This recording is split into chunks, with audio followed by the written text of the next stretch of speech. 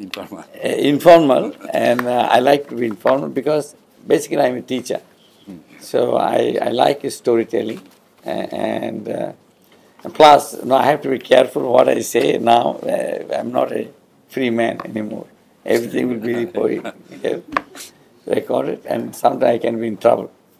So anyway, the story is now, as Habib said here, that our economy is on a sound footing. We do have enough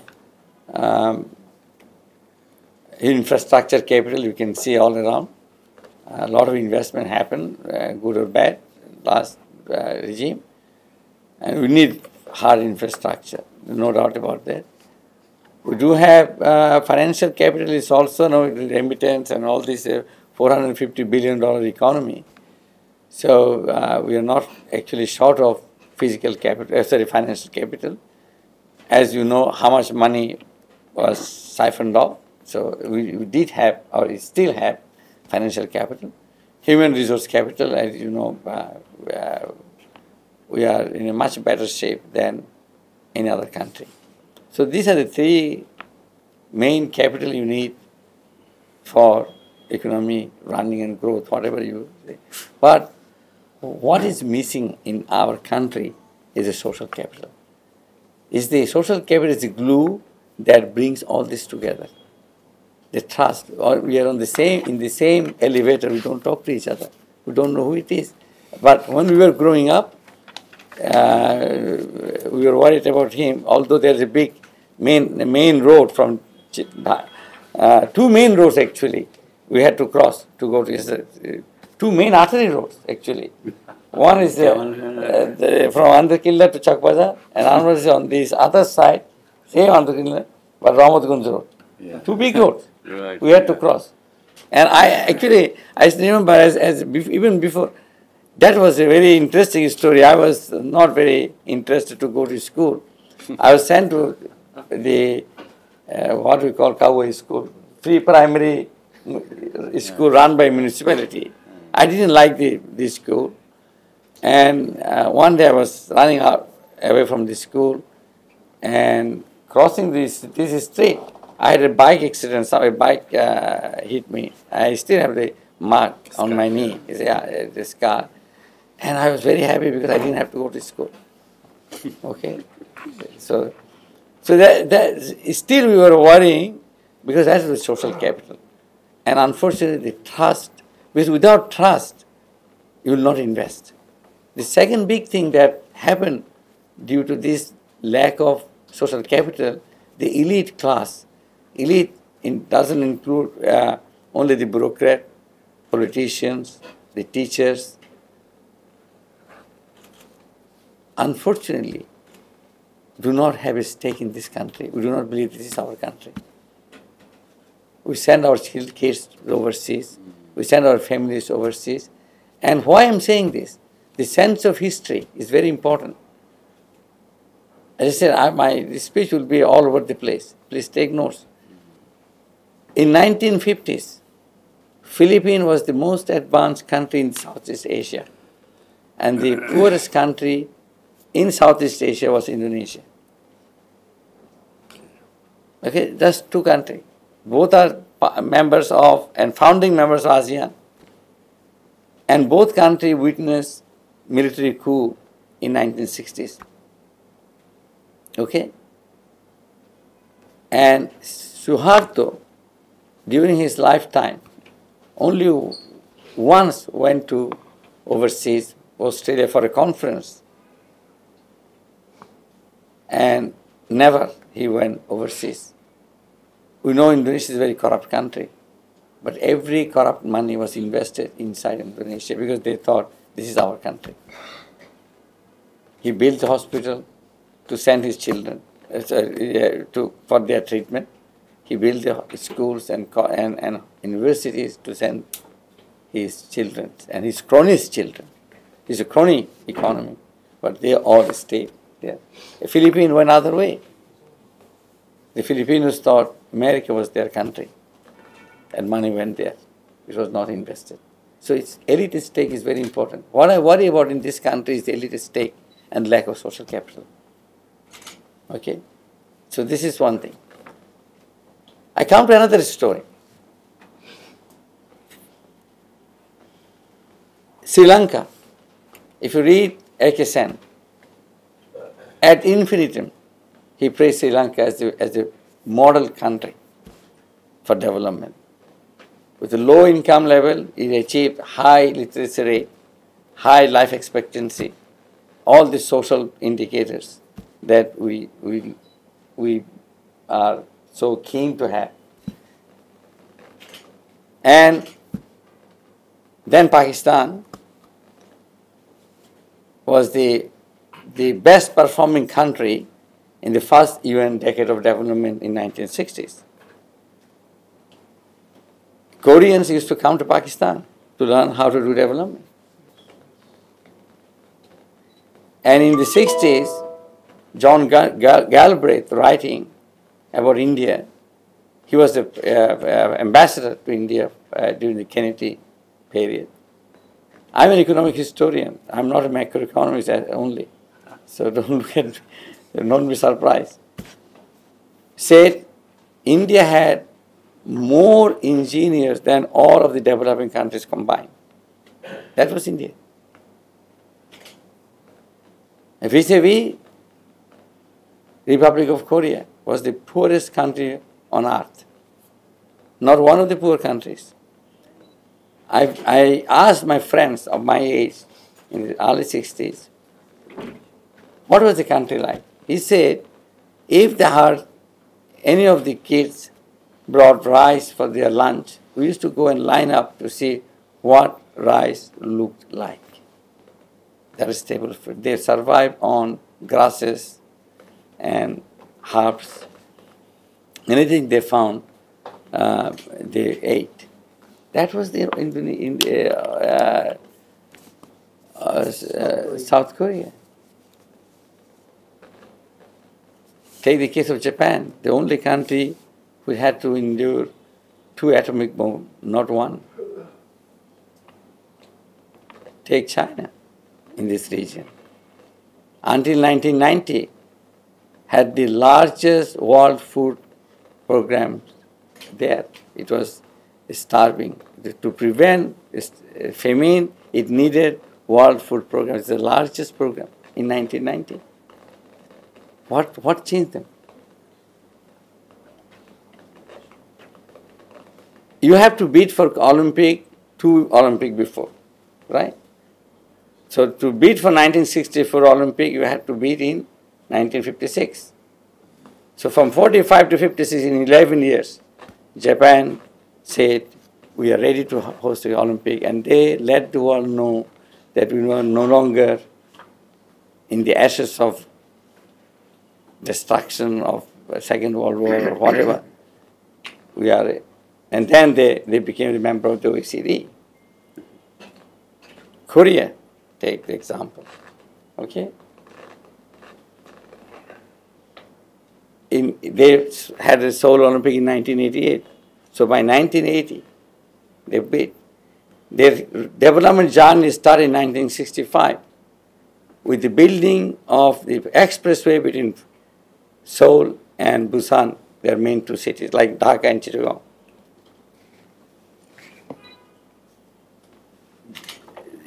Again, there was a coup, military regime.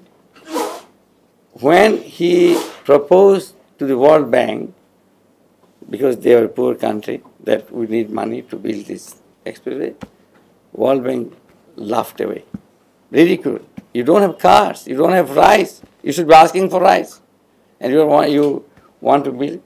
And he literally closed down World Bank's office, asked them to go. We do that. Self-confidence. He had money from Japanese reparation fund. He had army sitting there, Army Engineering Corps, ordered them, do this, I'll give money from my reparation fund. They are sitting in the US Treasury bond, earning little money, interest. And by then, luck favored. Middle East started infrastructure development because of the oil boom. Who got the contract? Because they learned, and they could offer to build the infrastructure at less than half the cost of what the Western countries would be doing. And until 2010, 11, I didn't check the data. Now probably China have overtaken, was the largest infrastructure builder in the world. Just one project taught them, and development doesn't need a lot of reform. Just press the right button. Just press the right button. And in 15 years, so they can do it in 15 years. Japan is in 10 years. Take China. Equal size of population between India and China. India had the pool of engineers even in 1960, more than what all the developing world combined. Galbraith, I think, not me.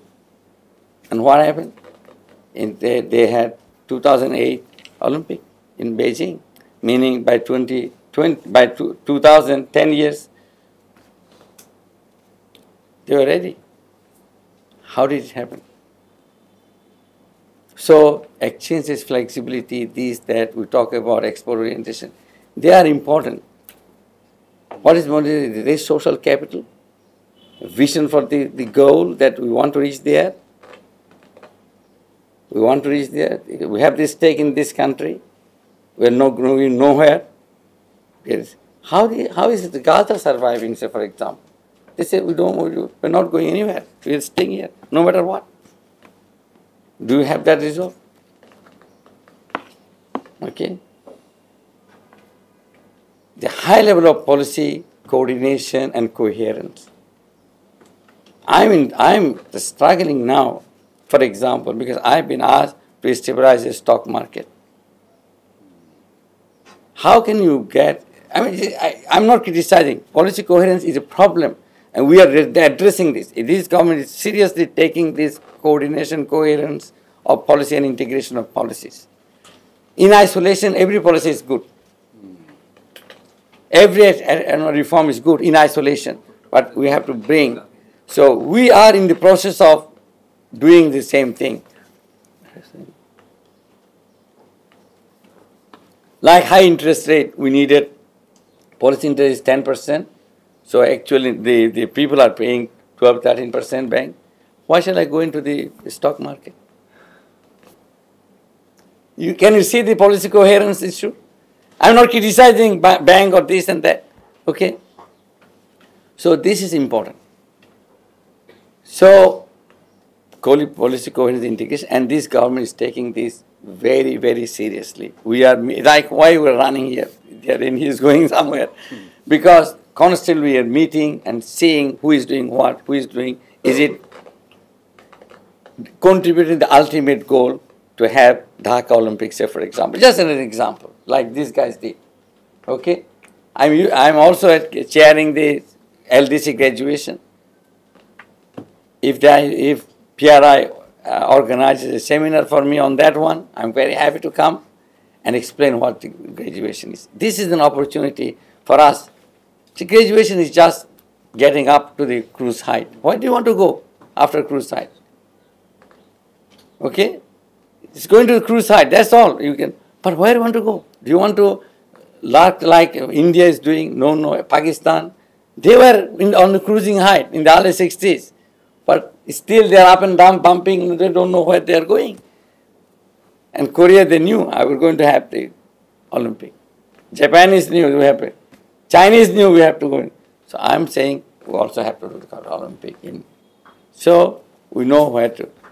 If you look at the economic structure of Bangladesh, if we can achieve in next 10 years what Korea was in 1980, and if I looked at the structure, it is possible. It is possible. Our industrial sector, as you say, is driving the economy now, but it's one sector that is dominating, which is garment. The other sectors are nowhere. By 1980s, Korea had 3 pillars in the economy: garments, chemicals, and machinery.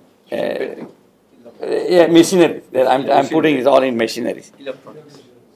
I'm putting all in machineries. Okay, so the complex product. complex product. So it's not just garment. And in our garment, if you look at this, why our garment industry is not affected through all this storm? Because we are producing at a very low end. These are NGs and underwears, very low elasticity. So no matter what, you have to wear those things. So, you know, the demand. Why Vietnam was, even if you pay 40% more wages, because they are all high fashion thing, high value added. It's not just productivity, okay, it's the high value added. They moved on. Our garment industries, unfortunately, stayed in that comfort zone for too long. I'm not blaming anyone, because why? We did not have that vision fixed, that we want to move there. So to move there, then you work backward, what you need to do. Okay? Now what we're doing and going somewhere, doing things and going somewhere. Okay? So, as an economist, as I said, please read economic history. Without economic history, you will be doing policies like that. Oh, this is good, this is good, this is good.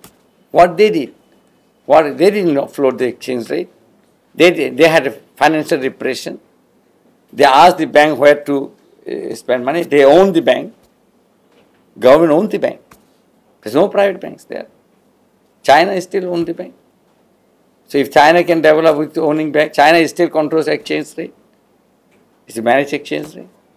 Japan managed exchange until 1985, the Plaza Accord, when Japan was forced by, like now what America is trying to force China, but China is not budging. But unfortunately, at that time, they dismantled the Japanese model of development.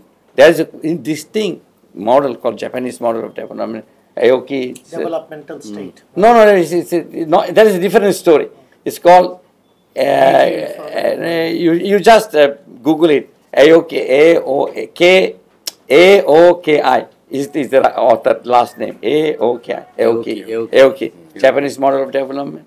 Dismantled. The lifelong employment. They had lifelong employment system. So the unemployment is not going up and down. They provided a lifelong employment. And that created loyalty. That then they devoted all their sweat and blood for the company. So we look at one side of this story, but then that loyalty is also important. That social capital I'm talking about. It's important. They created their social capital. We'll look after you. Okay? So inflation didn't matter to them. They all had high inflation. That's for another story. With the inflation we get worried, and because we get worried, we have the high interest rate. But you can also address inflation through this way. If you look after the workers, so what? Inflation. Okay? I almost stopped writing. I used to write a lot because nobody reads my writing. Because I'm a heterodox, I speak all sorts of different stories. Last three papers I wrote in 2023, I'm just checking. They are survey papers, historical survey. And I can give you the name. One is inflation and development, central bank stabilization policies, revisited. Development, the journal called is Development, volume 66, issue number 1, 2023, pages 3 to 14. That is the inflation growth and all this developing country context. Developed country context, inflation phobia, myths and dogma. Review of Keynesian economics, volume 11, number 2, pages 147 to 171. And then the debt issues, Chronicles of Debt Crisis. The journal is Development and Change from Netherlands. Volume 54, issue is number 5, pages 994 to 1030. They are historical survey. So we'll give you the sense of what we're talking about on inflation, growth, the stabilization, the macro issue, the debt, because it's a macro class. And I commend PRI for having this monthly update. This is very, very important. data is very important for any policy. And tax to GDP ratio, this is another thing I wanted to respond. We had up to 11% roughly. We had 10 years ago. 10 years ago, and then it brought, OECD estimate is less than 7%. 7.8% now. Yeah, but OECD is less than, estimate is less than 7%. Is 6 point something. Oh, wow. Okay. Now again history. Our own Dr. Anisuzzaman, his teacher, he forgot him. He forgot him. He is the most cited economist of Bangladesh for one paper. He published in 1967. I think 67 or 68. It will be 67. 67. In Pakistan Development Review, the welfare economics of foreign aid. The welfare economics of foreign aid, where he showed when foreign aid comes, your domestic effort declines. And that exactly happened in Bangladesh. Our foreign dependence is increased from 2010 with all this big infrastructure, and our G2G loans. and just switch the gap. And it was predicted when? In 1967 by our own Dr. Anisuzzaman. And that was his PhD thesis later on at Harvard. And he published that, Foreign Capital and Domestic Savings, Review of Economic and Statistics, Volume 50, number 1, February 1968. Please read those papers. As I said, I'm an economic historian, okay? So you will find a lot of answers in those seminal papers. Dr. Anisuzzaman, I really recommend, please, unfortunately, we all will pass. He passed away early this year. Yeah. We should be all proud of him because of that path-breaking work against all the wind. He was completely contrary view. Bruno Chenery took that model. He just destroyed that model. Okay? And Papanek was, yeah.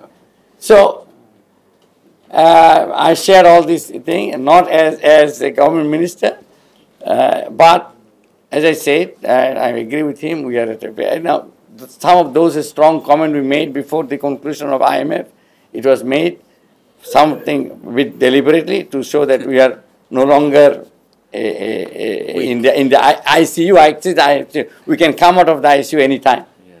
In fact, staying in the ICU could be even harmful because our ICU bill will rise, will increase.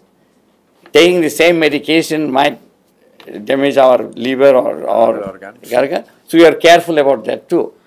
We actually expected, I personally expected, the donor community would be patting on our back that by behaving well, by doing reforms, by doing few things, you recovered within 6 months, which we predicted 3 years.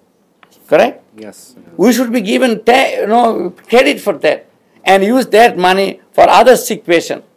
That's ICU seat. That was my position. Anyway, we all had the strong position. Our finance advisor was on a very strong footing. The governor was on a strong footing. They realized this is not a very sick patient.